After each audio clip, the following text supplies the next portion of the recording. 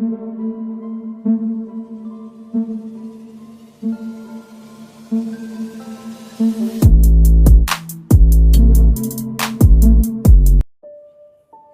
दोस्तों, scary story official में आप सबका स्वागत है।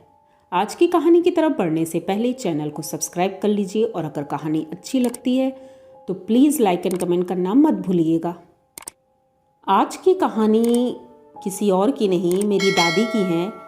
अभी हाल फिलहाल मैं अपनी दादी से मिली थी और बातों ही बातों में उन्होंने अपने बचपन का एक ऐसा किस्सा सुनाया जिसकी वजह से मैं बहुत डर गई थी और मुझे लगा कि ये कहानी आप सबको भी सुनानी चाहिए। तो इसलिए आज मैं अपनी दादी की कहानी सुना रही हूँ। बात बहुत पुरानी है, अब मुझे याद नहीं है कितने साल हो गए हैं, क्योंकि अब तो दादी मेरी 100 ईयर्स की हो गई हैं और जब वो 12 साल की थी, बात तब की है। तो उस समय का समय आप लोग समझ सकते हैं कि कोई इतनी ज़्यादा सुविधाएं नहीं थी, यहाँ तक कि पक्के घर भी कहीं जल्दी मिलते नहीं थे गांव में। तो तभी की बात है और दादी मेरी कुछ दिन स्कूल गई थी। उन्होंने पहली और दूसरी कक्षा पढ़ी थी और उसके बाद वो स्कूल नहीं जा पाई क्योंकि स्कूल काफ़ी दूर था और वो अपने बड़े भैया के साथ जाया करती थी। पर जब उनके बड़े भैया की पढ़ाई कंप्लीट हो गई तो इसके आगे की पढ़ाई ये नहीं कर पाई थी और गांव में ही बच्चों के साथ खेलना और घर के काम थोड़े बहुत करना, यही सब इन्हें आता था। क्योंकि उस समय लड़कियां 12 साल की उम्र में ही बड़ी हो जाती थी, इतनी बड़ी नहीं लेकिन घर के थोड़े बहुत काम करने लगती थी। आजकल तो बच्चे 12 साल की उम्र में भी बच्चे ही होते हैं, लेकिन उस वक्त गांव में 12 साल की लड़कियां अपनी मम्मी का हाथ बटाने लगती थी। तो लेकिन मेरी दादी की स्थिति कुछ अलग थी, क्योंकि पढ़ाई जब छूट गई तो ये अपने मम्मी पापा की इकलौती बेटी थी। इनके लड़के तो 4 थे लेकिन लड़कियों में सिर्फ यही एक अकेली थी, तो इसलिए पूरे घर की प्यारी थी। तो इनसे कोई काम तो नहीं करवाता था, लेकिन हाँ, ये अपनी तरफ से जो भी करती थी घर वाले खुश होते थे, बहुत प्यार करते थे। एक समय की बात है, दोपहर का वक्त था, लगभग 2 बजा था और गांव में दोपहर के वक्त उस समय सन्नाटा रहता है क्योंकि मई जून का समय था, गर्मी बहुत ज़्यादा हो रही थी। और तभी मेरी दादी बताती हैं, उनका नाम सावित्री है, तो उन्होंने मतलब बताया कि उनके पेट में दर्द हुआ और उस वक्त कोई शौचालय वगैरह घर में नहीं होते थे, खेतों में जाना पड़ता था। तो उन्होंने अपनी माँ से बोला कि अम्मा मुझे खेतों में जाना है। तो माँ बोलती हैं कि बेटा अकेले मत जाना क्योंकि दोपहर का समय है, देखो दादी होंगी बाहर, उनके साथ चले जाओ। तो वो घर से बाहर निकलती हैं पर देखती हैं कि बाहर दादी नहीं थी, वो अपने कमरे में थी, एक कोठरी में, और उसी में सो रही थी। तो अब इनको बहुत तेज़ी से लगी हुई थी, टॉयलेट जाना था उनको। तो अब ये अपना लोटा उठाती हैं और वहाँ से पानी लेकर चल देती हैं अकेले ही, माँ को कुछ नहीं बताती हैं और अकेले ही चल देती हैं। जैसे ही वो अपने खेतों की तरफ जा रही थी तो इन्होंने ध्यान दिया, खेतों के किनारे एक बहुत बड़ा सा पीपल का पेड़ था, गांव के किनारे ही था, बहुत बड़ा पीपल का पेड़ था। तो जैसे ही उन्होंने पीपल का पेड़ देखा तो बचपने में उस वक्त, या अभी भी बच्चे होते हैं जो पीपल के जो फल होते हैं, पिपरी, वो फल खाते हैं बच्चे। तो वैसे ही था, दादी भी मतलब वो फल बहुत पसंद करती थी बचपन में। तो उनके मन में आया कि मैं ये फल उठा लूं, लेकिन अब खेतों में जाने का नाम तो वो भूल गई क्योंकि वो फल देख करके वो सब कुछ भूल गई। उन्होंने अपने लोटे का पानी फेंका और पीपल के पेड़ के नीचे जा रही थी। पीपल के पेड़ के नीचे गई, वहाँ एकदम सन्नाटा था, कोई भी आवाज़ नहीं आ रही थी और वहाँ पर बैठ करके वो फल बिन रही थी, उसको पिपरी बोलते हैं, वो बिन रही थी और उसी लोटे में रख रही थी। लोटे में रख लिया उन्होंने और उसके बाद जब बिनते बिनते वो पीपल के पेड़ के नज़दीक एकदम पहुंच गई, अभी तो दूर थी क्योंकि पेड़ बहुत बड़ा था, तो उसकी छाँव में नीचे बिन रही थी। जब उसके तने के पास पहुंची थी तभी उन्होंने अचानक से एक आवाज़ सुनी, घोड़े की आवाज़। कोई घोड़ा आ रहा है। इन्होंने इधर उधर देखा, उसके बाद फिर बिनना शुरू कर दिया, लेकिन वो आवाज़ अब तेज होती जा रही थी। अब ये उठकर खड़ी होती हैं और इन्होंने देखा कि एक सफ़ेद कलर का घोड़ा आया है और वो घोड़ा बहुत बड़ा है। उसमें एक आदमी बैठा हुआ है जिसने कि सफ़ेद रंग के कपड़े पहने हैं राजा जैसे, और बहुत बड़ा सा साफा लगा रखा है और बगल में तलवार है। ये देख करके पहले तो उन्हें कुछ इतना बड़ी बात नहीं लगी, क्योंकि उस टाइम के लोग लंबे चौड़े होते थे और घोड़े पर चलते थे। तो इन्होंने देखा, लेकिन थोड़ी सी अचरज तो हुई कि बहुत बड़ा घोड़ा था और वो बहुत लंबे चौड़े और इतने खूबसूरत थे, वो बहुत देखने में अच्छे लग रहे थे। पर जैसे ही उन्होंने देखा कि वो घोड़ा आ करके उसी पीपल के पेड़ के नीचे रुकता है, अब ये एकदम से चौंक जाती हैं और डर जाती हैं। इसलिए डरती हैं क्योंकि उन्होंने अपना एक हाथ ऊपर किया और पीपल की पेड़ की एक डाल, जो सबसे ऊंची डाल थी, उसको पकड़ करके उस घोड़े को उसमें बांधा। और बांध करके जैसे ही वो नीचे उन्होंने अपना मुंह किया, अब दादी बहुत तेज़ी से भागी थी, सावित्री जी बहुत तेज़ी से भागी थी और लोटा वहीं फेंक दिया था। पीछे से वो आवाज़ दे रहे थे, बेटा रुको, कहाँ जा रहे हो, बेटा रुको। लेकिन इन्होंने एक बार भी पलट कर नहीं देखा और वहाँ से भागते भागते सीधे अपने घर पहुँचती हैं।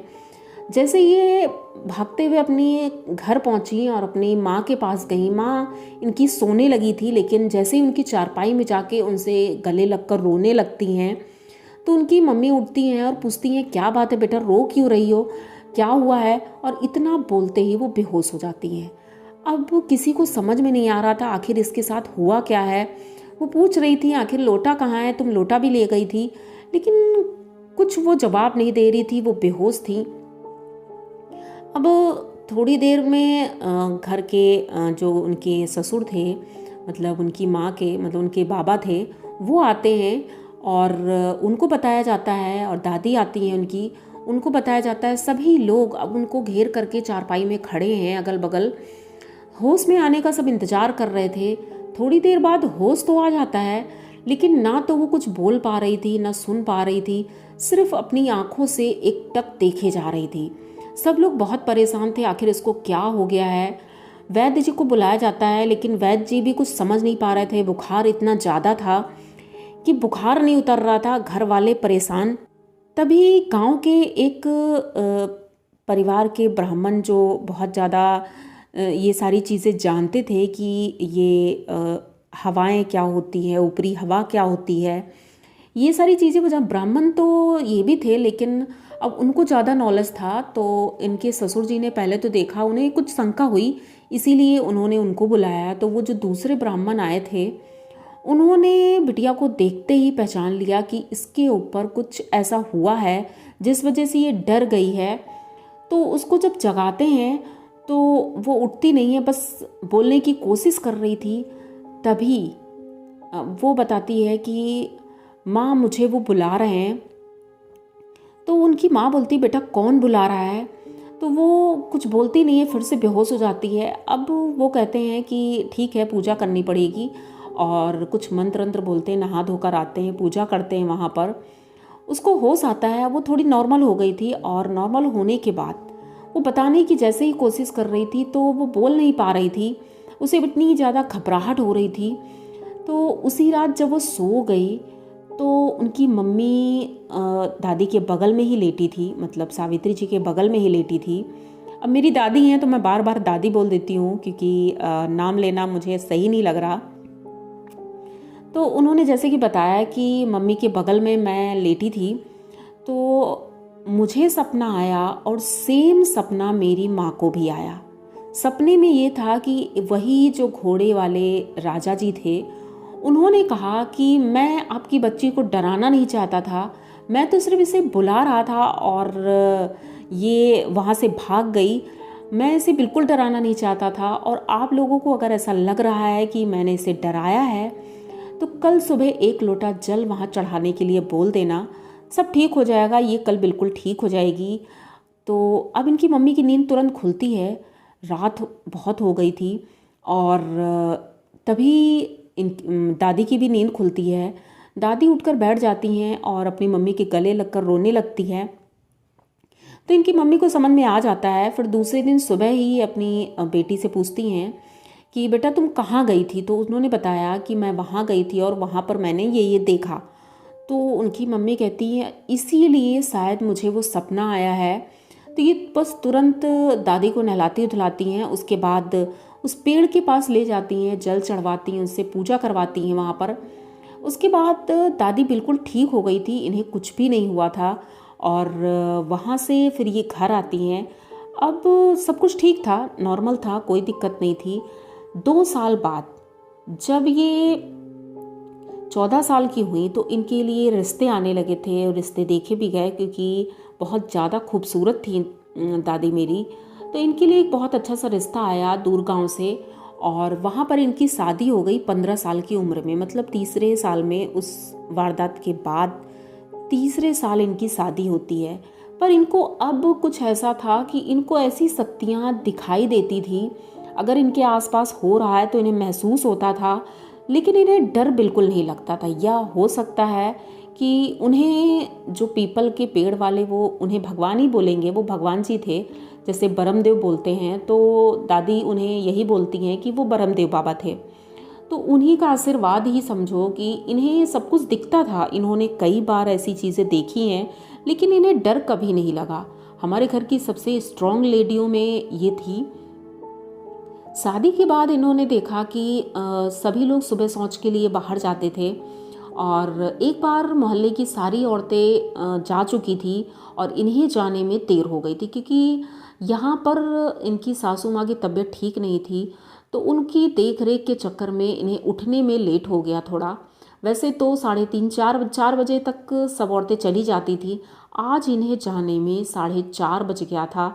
और अब ये परेशान थी कि अकेले अगर मैं जाऊंगी तो गांव का कोई भी अगर आदमी मिलता है तो वो क्या सोचेगा कि इनकी बहू अकेले जा रही है। लेकिन अब कैसे भी है, जाना तो है। तो ये घर से निकलती हैं और इन्होंने देखा कि इनके आगे आगे एक औरत है जो जा रही है और उसके पैर उल्टे थे। ये देख करके इन्हें डर तो बिल्कुल नहीं लगा, लेकिन ये समझ चुकी थी कि ये कोई नॉर्मल औरत नहीं है, क्योंकि उसके पैर उल्टे थे। और जैसे ही ये दूसरे खेत की तरफ मुड़ती हैं, वहाँ पर खड़ी थी, ये देख रही थी उस औरत को, वो थोड़ी दूर जा करके अचानक से गायब हो जाती है। दादी बताती है कि अगर उस वक्त मैं डर गई होती तो मेरे साथ कुछ भी हो सकता था, लेकिन मैं उनसे डरती नहीं। मुझे अंदर से और हिम्मत मिलती है। हनुमान जी सबकी हेल्प करते हैं, माता रानी सबकी मदद करती हैं। तो बस मैं माता रानी का नाम लेते हुए वहाँ पहुँच गई और मुझे कुछ भी नहीं हुआ। लेकिन ऐसे कई किस्से हैं जो दादी हमें सुनाती हैं और उन्होंने मुझे सुनाए हुए हैं, लेकिन अब स्टोरी काफ़ी लंबी हो रही है, तो फिर कभी दादी के दूसरे किस्से, नए किस्से मैं ज़रूर आपको सुनाऊंगी। तो अगर आपको ये किस्से पसंद आए हैं, ये कहानी उनकी अच्छी लगी है, तो प्लीज़ चैनल को सब्सक्राइब करिए, लाइक कमेंट करिए, शेयर करिए और इसी तरह की नई नई कहानियाँ सुनने के लिए हमें सपोर्ट करिए। मिलते हैं किसी नई कहानी में, तब तक के लिए डरते रहिए।